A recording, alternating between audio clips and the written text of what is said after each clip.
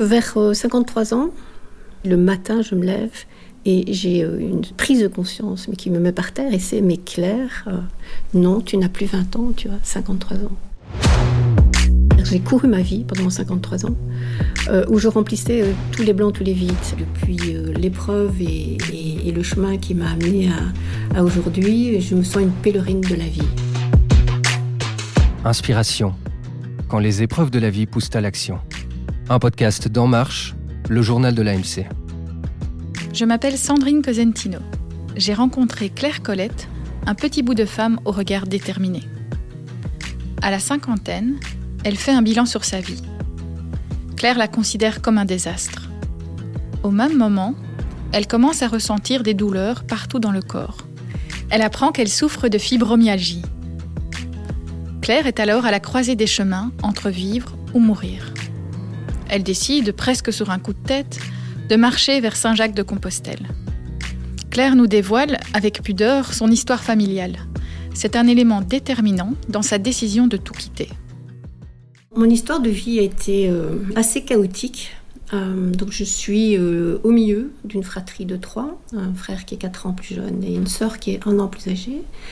Une histoire de famille où progressivement, je vais découvrir qu'en fait, il y a depuis des générations des suicides et beaucoup d'addictions aussi. Mon père souffre d'une maladie qu'on appelle manipulateur pervers narcissique, qui va amplifier avec les années, qui va amener finalement vraiment beaucoup de souffrance dans la famille. Donc mon frère va se suicider. Ma sœur va vivre des problématiques psychiatriques et moi, 18 ans, je fugue. Donc je vais me retrouver dans une vie chaotique où je vais expérimenter pas mal de choses. Je vais néanmoins, reprendre des études beaucoup plus tard. Je vais beaucoup travailler, je vais goûter à plein de choses. Je vais tenir le coup jusqu'à mes 50 ans. Je commence à mettre des mots, en tout cas, sur un mal-être qui existe en moi depuis toujours, je dirais.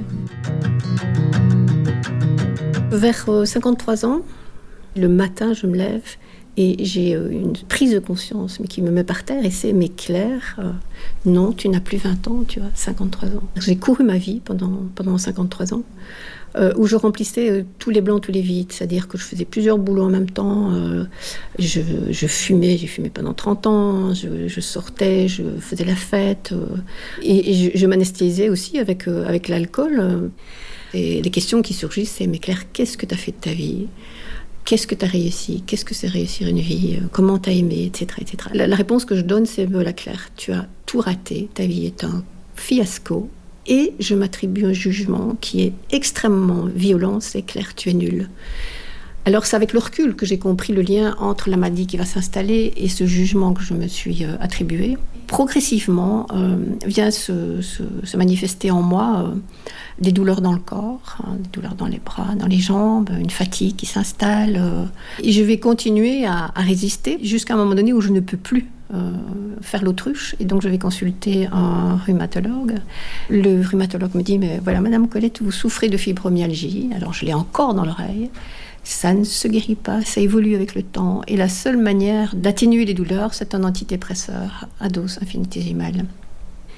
Je vais reprendre ici une phrase d'un auteur que j'ai découvert quelque temps après, mais qui résume vraiment l'état dans lequel j'étais. Et cette phrase, c'est de Luc Adrian, et il dit il arrive un moment de la vie où il faut soit changer, soit mourir. Ben voilà, j'étais dans cette croisée de chemin.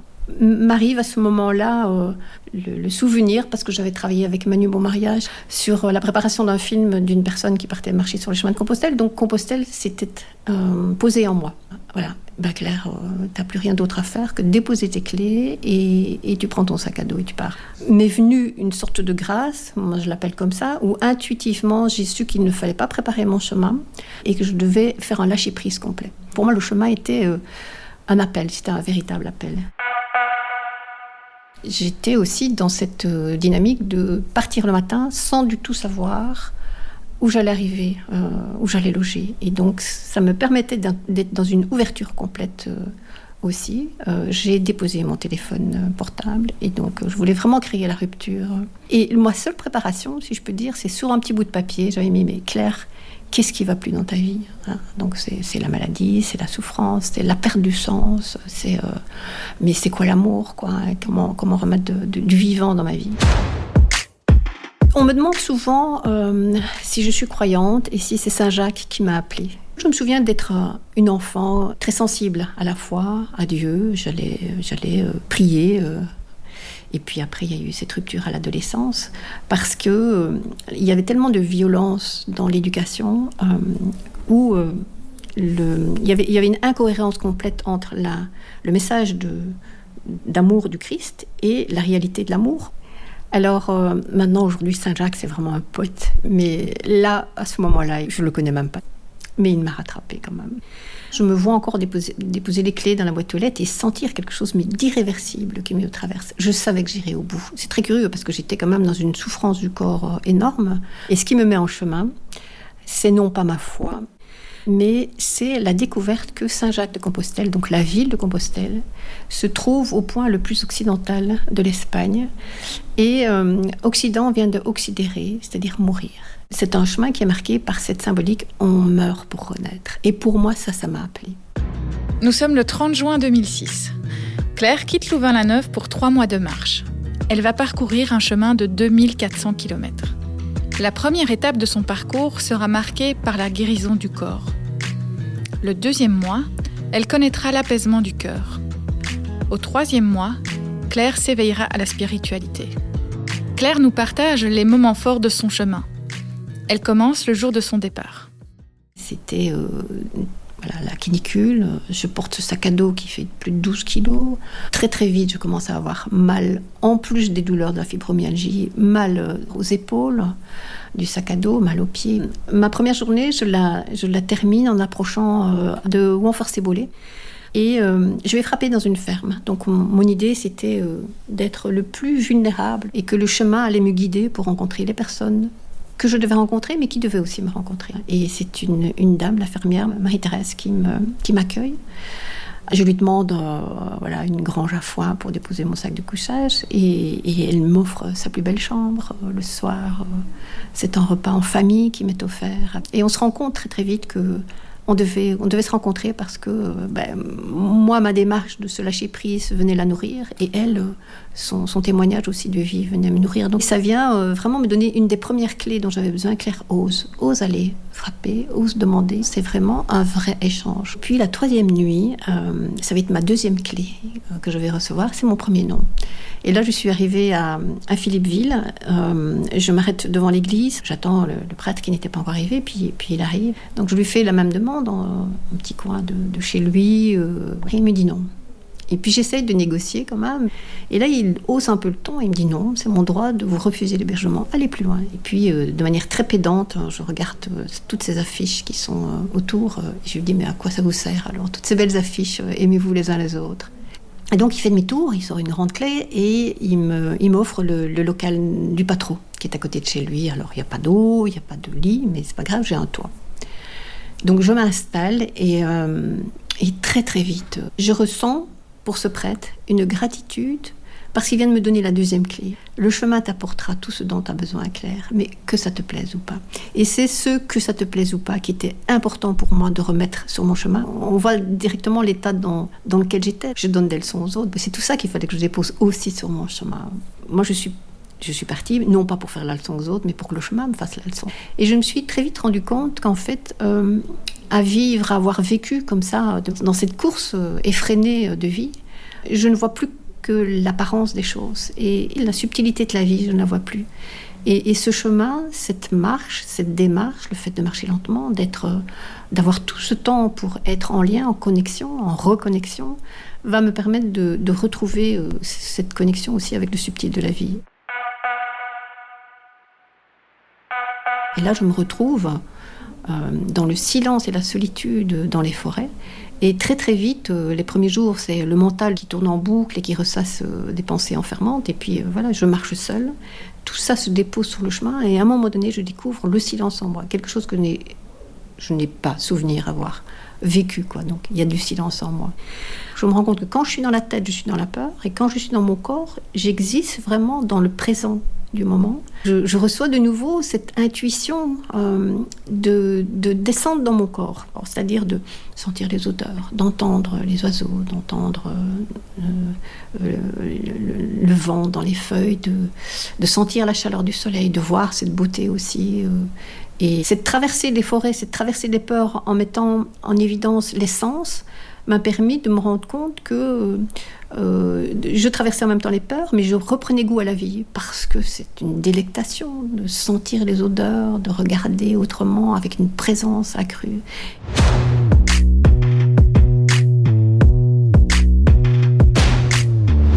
Pendant ce premier mois, là je réalise, à cette fin de marche, parce que mon corps ne me fait plus mal, parce que ma tête est vidée, je réalise, mais avec... je suis époustouflée, que j'ai pas eu de pensée de tristesse de quitter tout ce monde. Parce que j'étais tellement dans la traversée de ma douleur physique qu'il n'y avait pas de place. Et ça, c'est terrible de se rendre compte de ça. Donc, j'arrive à Vézelay, ma fille vient, on passe 2 jours ensemble, et c'est vraiment un moment d'émotion énorme. Et puis, on se dit au revoir, et on vit une vraie séparation. Et là, je vais beaucoup pleurer ce deuxième mois, parce que je vais toucher à toutes mes souffrances émotionnelles, où j'ai vraiment le sentiment que toute ma vie va se dérouler devant mes yeux pendant ce mois de marche, où je vais évidemment voir comment j'ai vécu, comment j'ai aimé, comment j'étais aimée, ce que j'ai vraiment pas du tout bien fait. Ce qui s'est passé et qui m'a vraiment pris de court, auquel je ne m'attendais pas, c'est vraiment cette relation avec mes parents. Donc, mon père étant très violent, je l'ai dit tout à l'heure, avec un comportement de manipulation et de pervers. Pendant des périodes de vie, je ne voyais plus mes parents. Et quelque temps avant que je ne parte, on se revoyait. Et donc, je téléphonais de temps en temps, je reprenais ce lien avec mes parents. Et m'arrive ce moment assez extraordinaire, exceptionnel, où je suis en contact avec mon père. Et on va se dire qu'on s'aime. C'est sûr que mon père ne va pas guérir, c'est sûr qu'il va continuer son comportement très destructeur. Mais j'ai ancré en moi cette compréhension que l'amour, il est au cœur des gens, même derrière cette carapace qui peuvent se mettre comme celle de la maladie de mon père et de la faiblesse de ma mère finalement. Et ça veut dire que quand ils sont entrés dans la maladie, c'était en fin de vie, ma sœur et moi, puisque mon frère est décédé, on a pu les accompagner avec ce ressenti-là et avec cette bienveillance-là qui n'aurait pas pu se faire si je n'avais pas fait ce chemin. J'arrive au pied des Pyrénées, au pied de l'Espagne, et là, je vais découvrir un tout autre chemin, qui est un chemin où je vais devoir renouer le contact avec mes semblables, parce que pendant ces 2 mois de marche, j'ai eu ce cadeau de la solitude complète. Je l'ai découverte et je l'ai dégustée véritablement. Et puis là, j'arrive en Espagne, et là, c'est wow. Je suis plus seule sur mon chemin. Je dois quitter cette image, c'est mon chemin c'est le chemin. C'est quand même assez différent. Il y a du monde sur le chemin espagnol, le Camino français, mais on peut trouver vraiment ces zones d'intimité, de solitude. Ce chemin espagnol est juste merveilleusement beau aussi. Dans sa géographie. Par moments, on est sur des montagnes, on a une vue à 180 degrés. Donc, il y a une sorte de connexion avec quelque chose qui me dépasse et de prendre conscience qu'en fait, je ne suis pas ce corps-là, mais je suis bien plus grand. Je suis en lien avec quelque chose qui est divin. Donc, ça m'a vraiment bouleversée et ça m'a permis de renouer cette quête spirituelle. Donc je vais arriver à Compostelle, je vais y rester quelques jours et puis je vais rentrer en plusieurs étapes parce que c'était juste impossible pour moi de prendre un avion et de rentrer 2 heures après ce chemin qui m'a complètement bouleversée. Et je vais découvrir tous ces cadeaux que j'ai reçus qui sont, entre autres, la guérison du corps. La fibromyalgie a disparu de ma vie. Alors je dis pas que c'est moi qui me suis guérie, c'est le chemin qui m'a guérie. J'ai aussi pu déposer toute cette souffrance émotionnelle, transgénérationnelle, que je portais dans mon sac à dos et qui m'a permis de rentrer, de ne plus avoir cette addiction avec l'alcool, avec la cigarette, avec la course contre la montre, d'être tout le temps hyperactive pour fuir. Et puis j'ai changé, mais vraiment tout. J'ai changé de boulot, j'ai voulu retravailler sur le terrain du travail social. J'ai rencontré à 3 reprises des gens qui travaillaient avec des publics déficients mentaux. Et il m'expliquait qu'en fait, quand on travaille avec ce type de public, on n'est plus dans le mental. forcément, on apprend à communiquer de cœur à cœur. Voilà. Donc pour moi, c'était évident que c'était là que ça se projetait ma deuxième étape professionnelle. Quand je suis rentrée, j'ai eu une proposition d'emploi pour travailler dans quelque chose qui s'est vraiment tricoté sur le chemin. C'est le chemin de Compostelle qui m'a donné la bonne direction. Puis j'ai mis du temps au temps aussi, j'ai plus couru ma vie, j'ai mis des moments de retraite dans des monastères, dans des couvents. Quand je suis rentrée et que j'ai mesuré la quantité de cadeaux que j'ai reçus, et puis d'avoir observé combien j'avais pu renouer avec qui j'étais au fond de moi. Alors on peut dire oui, j'ai vraiment changé, mais je ne pense pas qu'on change. J'ai pu nettoyer tout ce qui faisait barrage à ce besoin de spiritualité, à ce besoin d'amour. Je sentais que j'avais reçu tellement de cadeaux que je ne pouvais pas les garder pour moi uniquement et qu'il était indispensable de les partager. Ça m'a pris du temps parce que il fallait que je dévoile l'histoire de ma famille. Ma souffrance mettait en question cette histoire de famille, et donc j'ai dû m'autoriser quelque part à dévoiler en restant très dans la bienveillance, mais il fallait quand même dévoiler certaines choses pour que l'on puisse comprendre d'où je venais et quel était le poids que je portais. Le titre du premier livre, je l'ai choisi comme La saveur du chemin, parce que ce chemin m'a permis de reprendre goût, mais véritablement goût, dans le sens profond du terme, avec la vie. Puis il y a un deuxième qui est né après un chemin d'Auvergne qui a été très tumultueux au niveau de la météo. Comme j'aime à dire, ce sont la géographie de l'Auvergne qui est très en contraste, est venue faire miroir avec ma propre géographie et faire émerger pas mal de choses. Et ce qui était quand même très important pour moi par après, c'est d'essayer de comprendre concrètement comment le chemin peut guérir l'être. Parce que la marche n'est pas que physique. La marche, en tout cas, quand on part comme ça, en lâchant prise, elle va toucher à toutes les dimensions du cœur et de l'âme. Et là, maintenant, je travaille sur un troisième ouvrage qui traite plus de récolter de manière très, très systématique les éléments qui peuvent amener la guérison dans les 4 domaines, donc du corps, de l'émotionnel, du mental et du spirituel. Moi, ça fait 16 ans maintenant que chaque année, je pars minimum un mois. Quand mes enfants sont grands, c'était plus facile. Puis je suis devenue grand-mère. Il fallait aussi quitter les petits-enfants. Et c'est extrêmement difficile de quitter des tout-petits dans lesquels il y a un attachement, mais qui est fou. Et voilà, ça m'a permis d'essayer de réfléchir un peu à mais c'est quoi quitter et qu'est-ce que ça peut nous amener comme bienfait. Chaque année, on apprend à quitter. On desserre des liens. On quitte des habitudes. On élague ses pensées. Qui nous enferme, on quitte un confort, une maison, une sécurité. On essaie de traverser de nouvelles peurs. Et donc, ça permet en tout cas de prendre une posture, une fois qu'on a quitté, d'éloignement, de distance, qui nous permet de discerner, alors à ce moment-là, qu'est-ce que j'ai fait cette année-ci, qu'est-ce que j'ai pu apporter à moi, à ma famille. On apprend, en s'élaguant de tout ça, de plus en plus, on apprend à vieillir, parce que vieillir, c'est aller vers la mort aussi. Et qu'est-ce que mourir ? C'est quitter tout. Mais pour ça, il faut apprendre à quitter tout. Je vieillis, l'année prochaine j'ai 70 ans. Je sais que c'est inexorable. Pour l'instant, j'ai la grâce de pouvoir encore marcher. Et peut-être qu'un jour, je ne pourrai plus marcher à l'extérieur et que le chemin se fera exclusivement à l'intérieur. Le livre Compostelle, la saveur du chemin est paru aux éditions Academia et Marché à cœur ouvert de l'Auvergne à Compostelle aux éditions Salvator.